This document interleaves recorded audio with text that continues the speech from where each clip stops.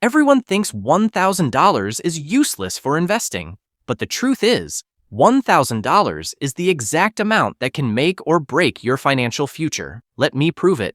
Step 1. Don't invest all of it. Keep $200 to $300 as an emergency fund, because if life hits you with a sudden bill, you'll be forced to cash out investments at the worst time. Step 2. Kill high-interest debt first. If you're paying 20% on a credit card, paying it off is the same as making a guaranteed 20% return, way better than the stock market.